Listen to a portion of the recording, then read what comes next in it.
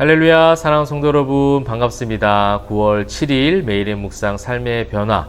오늘은 에스겔 성경을 읽도록 하겠습니다. 에스겔 1장부터 5장까지의 말씀을 읽고 묵상하겠는데요. 에스겔은 총 48장으로 이루어진 세 번째 선지서 말씀입니다. 자, 이제 그 에스겔 선지서는요, 이제 선지서의 기본적인 흐름과 맥락과 비슷하게 전반부인 1장과 32장까지는 심판과 책망의 경고의 메시지가 담겨져 있다면, 이제 33장부터 마지막 48장까지는 위로와 구원의 메시지가 담겨져 있습니다. 그래서 기본적인 선지서의 맥락을 가지고 있고, 앞선 이사야와 예레미야, 그런 모든 이스라엘 백성들의 마지막 때 그 심판과 경고의 메시지가 있었고, 또한 그 심판 뒤에 하나님이 회복시키실 것이다라는 메시지가 어떤 큰 그림 속에 있었다면, 이 에스겔은요, 이 포로기 시대 가운데 있어요. 이 여호야긴 왕의 시기라고 이제 1장에 나오고 있잖아요. 그 시기에 에스겔이 활동을 했거든요. 그래서 70년의 포로 생활 가운데 활동했던 선지자요. 또 그 상황 가운데 하나님께서 주신 소명과 사명을 감당한 거예요. 그러니까 멸망하기 직전에 멸망에 대한 경고한 메시지, 그래서 돌아오라라고 말했던 게 이사야와 예레미야의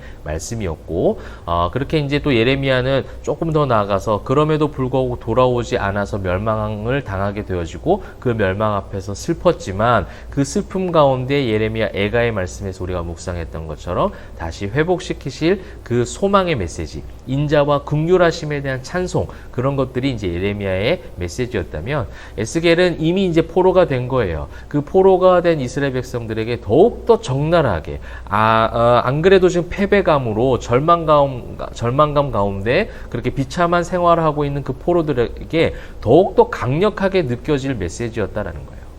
그러니까 이전에 이사야와 예레미야의 어떤 메시지와 또 사뭇 다르게 강렬한 색채가 많이 담겨져 있습니다. 그리고 하나님이 주신 그런 묵시록적인 그런 환상, 그런 하나님의 메시지들을 그대로 섬세하게 잘 받아들여서 그것을 그대로 선포한 거예요.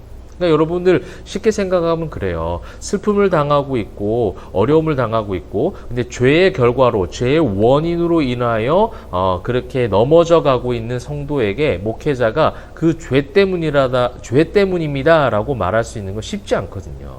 저도 이제 목회자로서 늘 위로하고 격려하고 좋은 말을 해주고 싶어하는 습성들이 제 안에도 많이 있습니다. 그게 어떻게 보면 목회자로서의 또 중요한 덕목이기도 하죠. 그러나 이 선지서 말씀을 보면서 제가 느끼는 것은 무엇이냐면, 사람에게 좋게 하려고 하는 메시지가 아니라 그 영혼을 살리기 위하여 하나님의 메시지를 전할 수 있는 사역자가 되어야 되겠다라는 기도와 개인적 적용과 결단을 하게 되어지거든요. 에스겔은 그것을 보여준 거예요. 그 슬픔 가운데, 그런 비참함 가운데, 그런 포로된 그들의 어떤 상황 가운데 있지만, 이것을 잘 기억하도록 그 강렬한 색채와 강렬한 하나님의 메시지를 아주 잘 적나라하게 그대로 잘 전하고 있는 그 에스겔의 용기, 또 에스겔의 그 마음, 그 소명, 이런 것들을 우리가 보면서 저와 여러분, 이 시대, 이 죄악에 관영한 시대를 살아가고 있는 성도들의 삶이 바로 이러해야 될 줄 믿습니다. 이 하나님이 주신 소명, 사명을 받은 그대로 이 세상 가운데 선포하며 살아갈 수 있는, 자신 있게 선포하며 살아가며 세상과 타협하지 않는 그런 믿음의 심지, 굳은 심지가 우리에게 필요할 줄 믿습니다. 그런 관점으로 에스겔 성경을 읽으시면 좋겠고요. 오늘 1장과 이제 2장, 3장은요, 에스겔이 소명을 받는 장면입니다. 하나님의 부르심을 받아서 하나님께서 환상을 보여주시고 그 소명과 사명을 감당토록 하시는 것이죠.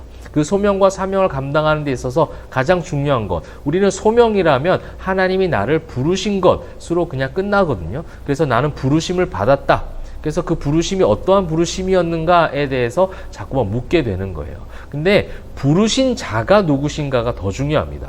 여러분 이제 4절에 보시게 되면, 내가 보니 북쪽에서부터 폭풍과 큰 구름이 오는데 그 속에서 불이 번쩍번쩍하여 빛이 그 사방에 비치며 그 불 가운데 단쇠 같은 것이 나타나 보이고 등등등. 뒤에 쭉 나오는 게 뭐냐면, 그 인간이 어떻게 형용할 수 없는 영광스러운 모습 가운데, 강력한 모습 가운데 여호와의 영광의 그 임재하심을 지금 상징하고 이야기하고 있는 것이거든요. 그 환상과 그 소명 가운데, 영광 가운데 임재하신 여호와 하나님이 어떠한 분이신지를 지금 묘사하고 있는 거예요.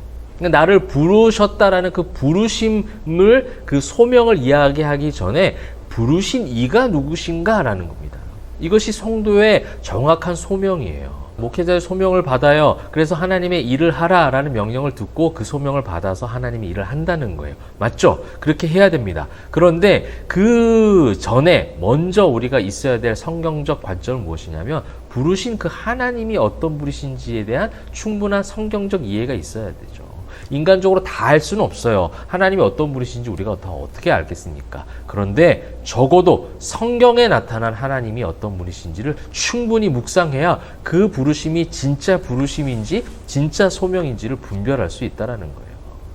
여러분, 욥기서도 우리가 그렇게 고백했던 거 아닙니까? 전능자이신 하나님이 어떤 분이신가를 아는 것, 이것이 가장 중요했던 메시지였던 것처럼 지금 에스겔도 소명을 받고 사명을 받는 그런 현장과 그런 시간 가운데 하나님이 어떤 분이신지에 대한 하나님의 속성을 지금 1장에서 많이 기록하고 드러내고 있는 거예요. 그래서 영광의 그 형상의 모습, 그 영광스러운 하나님의 모습, 그 형상 가운데 사람의 모습도 있었다. 그죠? 우리 사람이 하나님의 형상으로 지음 받았잖아요. 하나님과 나와의 그 어떤 관계가 있는가, 인간과 하나님과의 관계가 어떠한 가운데 있고, 그 하나님께서 어떻게 인간들을 보존하시고 어떻게 사랑하시고 어떠한 상황 가운데 지금 나에게 임하셔서 이 소명을 주고 계시는가에 대한 그 하나님에 대한 인식과 인지가 성경 1장에서 지금 많이 드러나고 있고요. 그러한 가운데 2장에서 이제 소명을 받는 거예요. 인자야 네 발로 일어서라 라고 하면서 3절에 보시게 되면, 내가 너를 이스라엘 자손과 곧 패역한 백성 나를 배반하는 자에게 보내노라. 그들과 그 조상들이 내게 범죄하여. 그래서 오늘까지 이르렀다. 그 뻔뻔하고 굳은 마음이 있는 그들에게 하나님 말씀을 전하라는 거죠. 그 다음에 이제 2장에 하나님의 미션이 주어지는 거예요. 우리는 미션만 자꾸 강조해요. 나에게 어떠한 일을 하라는 그 미션, 사명, 임무, 이것을 더 많이 강조할 때가 있는데, 미션과 임무와 사명도 중요하지만 그 전에 하나님이 어떤 분이신가, 그리고 그 하나님이 어떤 분이신가에 대한 온전한 성경적 인지를 통해서 나와의 관계를 이어가는 것, 그 관계 형성을 통하여 하나님께 주신 미션과 사명을 감당할 힘이 생겨나는 거예요. 근데 그 미션을 감당할 때 2장과 3장에서 반복해서 나오는 것이 뭐냐면, 그들이 듣든지 아니 듣든지, 바로 그거예요. 하나님이 어떤 분이신지를 알고 그 소명을 온전하게 받은 사람은 상황과 환경을 구애받지 않아요. 그 상대방이 듣든지 아니 듣든지 거기에 흔들리지 않고, 사람에게 신경 쓰지 않고, 사람을 좋게 하려고 하는 메시지를 전하는 것이 아니라 하나님의 메시지를 온전히 전할 수 있는 참된 선지자적 사명을 감당하게 되는 거예요. 그때 참된 소명을 발휘하는 것이고, 참된 사명들을 감당할 수 있는 은혜가 주어진다는 겁니다. 여러분, 굉장히 중요한 에스겔의 이 전반부에 하나님께서 에스겔을 부르시는 장면을 통해서 어떻게 지금 전개되어져 가고 있는지를 우리는 잘 살펴보고, 그 전개를 통해서 우리 역시도 그 소명과 그 사명을 잘 감당해야 되리라 믿습니다. 계속해서 3장에서 나오는 것은 무엇이냐면, 하나님의 두루마리, 말씀을 먹이시는 장면이 나와요. 이것이 환상이죠. 말씀을 에스겔에게 먹입니다. 그러면서 3절에 보시게 되면, 이 두루마리를 내 배에 넣으면 얘 창자에 채우라 하시기에 내가 먹으니 그것이 내 입에서 달기가 꿀 같더라. 그런데 하나님의 말씀이 달기가 꿀같이 단 말씀인데, 사실은 이스라엘 백성들에게 선포해야 될 말씀은 그 위에 보시게 되면 굉장히 강력한 메시지예요. 여러분, 계속해서 성경을 통해서 확인해 보시길 바랍니다. 굉장히 강력한 메시지를 전하는데도 불구하고 이 에스겔의 온전한 소명이라는 증거는 무엇이냐면, 그 하나님과의 관계 속에서 있다라는 거예요. 하나님과의 온전한 관계 속에서 그 말씀이 달고 오묘한 말씀이다라는 것을 인식하는 거예요. 이 자신이 그 하나님과의 관계 속에서 온전한 만남이 이루어지니 이 세상을 두려워하지 않고 하나님의 말씀을 그대로 선포할 수 있었다는 거예요. 11절에 또 나오죠. 듣든지 아니 듣든지 그들에게 고하여 이르기를 주 여호와의 말씀이 이러하시다 하라 라면서 이제 17절, 내가 너를 이스라엘 족속의 파수꾼으로 세우셨습니다. 이 진정한 파수꾼의 사명. 그래서 하나님 말씀을 지키는 이 사명들을 감당하게 되었다라는 것이 이제 3장까지의 말씀이 되겠고요. 이제 4장, 5장은요, 이제 심판이 임하는 거예요. 하나님의 표적과 하나님의 환상을 통하여 이스라엘 백성들이 당하게 될 심판과 경고의 메시지가 굉장히 강력하게 기록이 되어지고 있습니다. 죄에 대한 심판이죠. 죄에 대한 경고입니다. 죄에 대한 심판과 경고를 에스겔은 그대로 하나님의 말씀 그대로 전하고 있는 거예요. 이 시대에 죄가 죄라고 선포할 수 있는 강단이 회복되어지기를 소망하고 그런 목회자가 되기를 저 또한 저를 향해서 또 묵상하고 기도해보게 되었습니다. 사랑하는 성도 여러분, 그 죄가 강단이든 말씀을 통해서든 여러분에게 선포되어질 때에 그 죄에 대해서 애통할 수 있는 그런 마음들이 있으면 좋겠고요.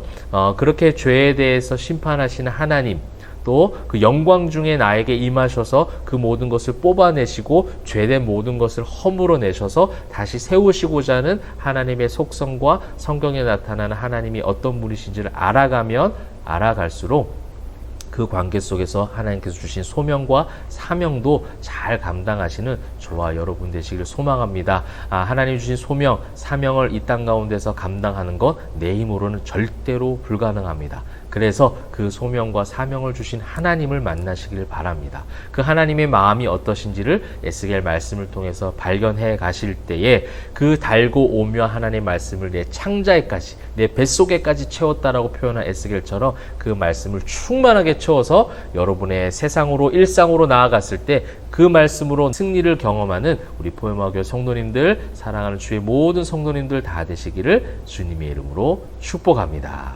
기도하겠습니다. 사랑과 은혜가 풍성하신 하나님, 하나님이 주신 소명과 사명을 온전히 감당하기 위하여 하나님을 더욱더 알아가게 하여 주옵소서. 성경에서 가르쳐주시는 하나님을 알아가는 지혜와 명철을 통하여 하나님 말씀을 내 속에 끝까지 채워나갈 때에 이 죄악이 관영한 세상 가운데서도 말씀으로 승리하는 주의 모든 성도들 다 되게 하여 주시옵소서. 감사와 찬송 영광 올려드리며 살아계신 예수 그리스도의 이름으로 기도합니다. 아멘.